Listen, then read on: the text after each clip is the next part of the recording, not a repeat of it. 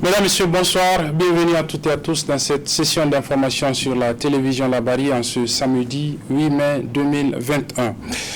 Débutons par ce constat sur les constructions plutôt anarchiques que l'on constate depuis quelques jours sur le boulevard Tanimoun, ce quelques mois seulement après que beaucoup des boutiques qui sont aux abords de cette grande voie aient été détruites par les autorités de la ville de Niamey. Eh bien, le constat est grand et les boutiques sont de retour aux alentours de cette grande voie. C'est le constat fait ce matin en tout cas par nos reporters Aboubakar Souley et Nafissa Zakou. Le boulevard Tanimoun est un des boulevards qui fait la fierté de la capitale. Double voie, bien structurée, électrifiée et bien dégagée pour la bonne circulation. Très malheureusement, depuis quelques jours, on constate aux alentours de ce joyau des petits chantiers qui naissent en forme de boutique sous le regard interrogatif des usagers. Qui a autorisé cela? Que deviendra la circulation? Tant de questions quand on sait que cette réalisation fait partie du programme Niamey-Niala.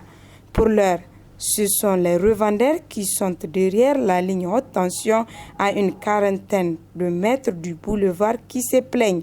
En attendant de situer la responsabilité d'un tel acte, on peut sans risque de se tromper dire que ces boutiques sont très mal positionnées et constitueront avec le temps un répertoire incontestable et insalubre. La suite de ce journal avec cette visite rendue ce matin aux familles des 21 enfants décédés, vous le savez, au mois d'avril dernier dans un incendie au niveau de l'école Pays-Bas, c'est dans le 4e arrondissement communal de la ville de Niamey. Eh bien, une visite donc d'une ONG dénommée L'Aignol. Elle est constituée essentiellement de psychologues. Ses membres sont allés à la rencontre des familles de ces 21 enfants décédés dans cet incendie pour leur apporter leur soutien psychologique notamment afin de surmonter cette dure épreuve. Le résumé de cette visite avec nos reporters Nasser Sedou et Nafissa Yahaya. Apporter leur soutien moral et psychologique aux 21 familles endeuillées des suites de l'incendie de l'école Pays-Bas, tel est le motif de cette visite de l'ONG L'Aignol au quartier Pays-Bas. Ainsi, à travers des séances de sensibilisation, les membres de cette ONG veulent aider ces familles à surmonter cette douloureuse épreuve. Nous sommes là parce que nous nous sommes sentis interpellés en tant que d'abord père, en tant que citoyen, en tant qu'acteur social, mais surtout en tant que psychologue. Notre association, L'Aignol, est une association des professionnels de la santé qui est composée essentiellement des psychologues et des acteurs sociaux. Et c'est genre d'intervention parce que quand il y a décès, c'est un deuil. Et quand il y a deuil, ça veut dire qu'il y a le stress, il y a la colère, il y a tout ce que cela représente. Et c'est légitime. Et nous sommes là pour proposer une solution, pour contribuer à ce que cela soit atténué, ces chocs émotionnels soient atténués pour que la vie reprenne son cours, pour que les enfants aiment plus encore venir à l'école. Ce soutien, d'abord, c'est un soutien psychologique. C'est-à-dire que c'est des groupes de parole, c'est des soutiens à travers des leaders religieux, la parole de Dieu, et ensuite des soutiens psychologiques à travers des soutiens spécialisés. Chaque famille n'a pas le même problème. Donc en fonction de la situation où la famille est affectée, un soutien est donné. Donc en fonction des besoins que nous avons déjà essayé de détailler, on va répondre à ces besoins pour que des prises en charge puissent être accordées à ces familles. Il faut aussi que les enfants trouvent l'école comme un endroit sain et protecteur. Et pour cela, des enseignantes ont perdu leurs enfants ici. Des enseignantes ont été témoins d'un deuil. Donc il faut aussi les prendre en charge et suivre les camarades de classe des enfants qui sont décédés pour voir si cette situation ne va pas affecter leur scolarisation. Dans cette action sociale, l'ONG L'Aignol bénéficie du soutien de la diaspora nigérienne des États-Unis, du Canada et de l'Europe, d'où cet appel à l'endroit de l'État pour leur emboîter le pas. Si cet incident avait été bien géré et bien traité, il y aurait des solutions. Et donc, nous allons demander à l'État, et c'est le lieu pour moi de dire qu'on fera le plaidoyer pour que des conditions, pour que des décisions soient prises, pour que plus jamais des choses comme ça se répètent dans ce pays. Parce que c'est quand même triste, c'est angoissant de voir des choses comme ça. Mais c'est arrivé. Mais alors, il faut voir dans le process à venir comment éviter les choses dans ce sens-là. Au-delà des réflexions que nous sommes en train de mener, nous avons une personne qui est spécialisé dans le cadre de la prise en charge psychosociale dans des situations de crise, Dr Didier Alekbala, qui nous a contactés à la suite de l'interpellation des Nigériens qui sont aux États-Unis et au Canada, qui ont dit qu'il faut qu'ils fassent quelque chose. Il faut que quelque chose soit fait pour que ces enfants, ces familles soient sensibilisés, pris en charge. L'ONG Legnol, qui veut dire Famille en Peul, œuvre pour le bien-être de la famille et principalement celui de la femme et des enfants. Elle intervient dans le domaine de la santé, l'éducation, la protection et la survie de ces franges vulnérables de la société. Lancement ce matin des activités d'un projet dénommé Centre de jeunesse pour le commerce, les entreprises et l'innovation. Le projet est porté par la Young Men's Christian Association avec le financement d'une structure allemande dénommée Pain pour le monde. Le résumé de la cérémonie de lancement des activités de ce projet avec nos reporters Ibrahim Abdou et Asmaou Seydou. Soutenir 100 jeunes à atteindre leurs objectifs en exploitant leurs avantages concurrentiels à saisir des opportunités d'auto-emploi, c'est l'objectif visé à travers ce lancement du projet Centre de jeunesse pour le commerce, les entreprises et l'innovation. Un projet en vue d'atténuer la migration irrégulière initié par Young Men's Christian Association, UMCA. Le projet, le Centre de jeunes de YMCA pour les entreprises, le commerce et l'innovation vise à améliorer les moyens d'existence des jeunes et donc, par conséquent, contribuer à réduire la migration irrégulière des jeunes en Europe. Le projet fournira une formation et de soutien connexe par la construction des compétences des jeunes, à mettre en place une gestion professionnelle des entreprises durables. Cette initiative travaillera avec les jeunes à travers la transformation de la mentalité, libérer leurs compétences subjectives et de développer leurs compétences réelles pour l'innovation en explorant les potentialités économiques. Le Centre de jeunes pour les entreprises, le commerce et l'innovation aura l'équipement de base pour permettre l'exécution du programme comme prévu. Il sera situé dans un endroit stratégique identifié par YMCA Niger et dans d'autres cas avec une organisation partenaire. L'espace peut être une rénovation d'une installation existante ou un établissement d'un nouveau centre. Ce projet offrira un cadre pour intégrer les jeunes dans le développement local et la réponse aux causes profondes de la migration irrégulière. Un projet qui a bénéficié du soutien des services techniques de la région du Niamey. Partout dans le monde, le YMCA est synonyme d'autonomisation des jeunes à travers les diverses formes d'intervention.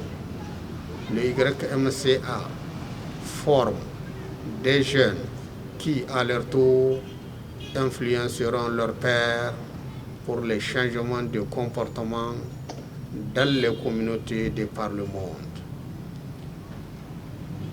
Le projet CJCEI vise à soutenir 100 jeunes pour atteindre l'autonomie économique en exploitant leurs avantages concurrentiels à saisir des opportunités d'auto-emploi chaque année. Ainsi, la responsabilisation des jeunes en tant que leaders et entrepreneurs va permettre une approche adéquate pour gérer la migration irrégulière des jeunes et les défis qui lui sont liés. Je voudrais solennellement vous réaffirmer l'engagement de la région de Niamey à travers les structures en charge de l'éducation et de la formation professionnelle à vous accompagner dans ce projet. Ainsi, les participants ont eu droit à une présentation brève du projet. Pour rappel, la mission du UMCA est de renforcer la capacité des jeunes pour la renaissance africaine. Ce projet s'étalera sur une durée de 1 an. Nous sommes aujourd'hui au 26e jour du mois béni de Ramadan, un mois qui tire donc à sa fin, un mois dont celui qui l'aura observé n'a de récompense en termes de mérite que le paradis. C'est les explications fournies à notre équipe de reportage ce matin par le prédicateur Oustaz Haladou Yahya que je vous invite à suivre. Un jeûne de Ramadan bien réussi a beaucoup de mérite. D'abord, le prophète Mohammed sallallahu alayhi wa sallam a dit: toute œuvre appartient, de Bani Adam lui appartient, mais le jeûne, c'est Allah qui le récompense. Celui qui est admis dans son jeûne se trouve avec l'assistance de Allah subhanahu wa ta'ala, bien guidé dans ce sens, dans son raisonnement, son cœur bien soumis, le corps raclé de toute souillure,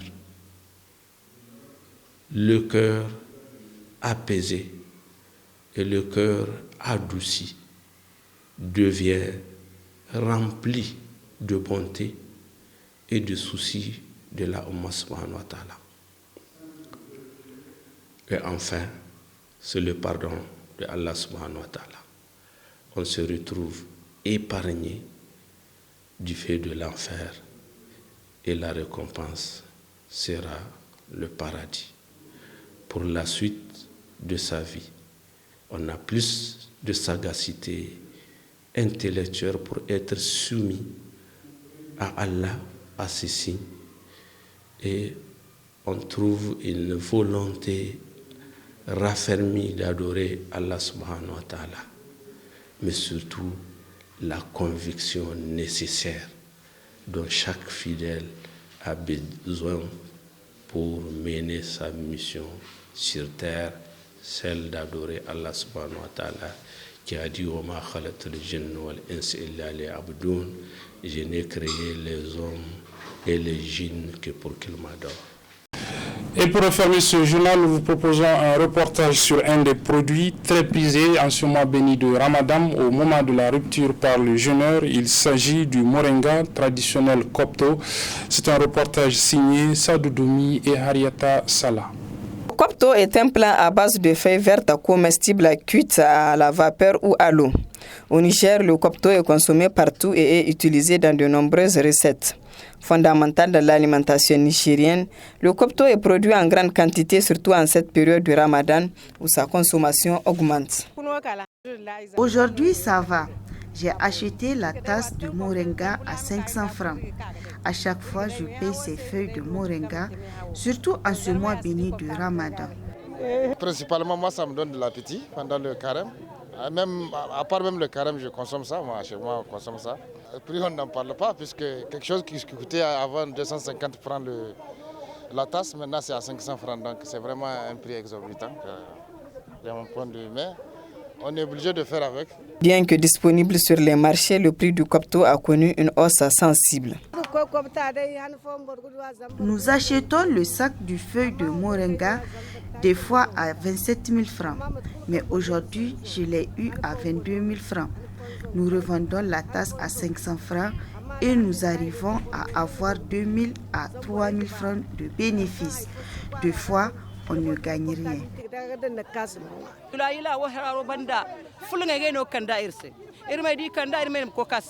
Ce sont les peuls de Harobanda qui ravitaillent les marchés d'Olé en Yula-Yula. Nous achetons auprès de ces peuls et nous vendons la tasse à 500 francs. Les feuilles de moringa et le chou également viennent de Harobanda. Le chou, les feuilles de moringa et autres feuilles vertes cuites sont généralement préparées avec de la pâte d'arachide, de la tomate, de l'oignon et autres assaisonnements. Voilà, mesdames et messieurs, c'est sur ce reportage sur le moringa, le traditionnel Copto, dont les consommateurs en ce mois béni de Ramadan en raffolent que se referme cette édition. Merci de l'avoir suivi. Merci également aux équipes techniques et rédactionnelles qui m'ont aidé à le présenter. Les programmes se poursuivent sur la télévision Labari. Au revoir.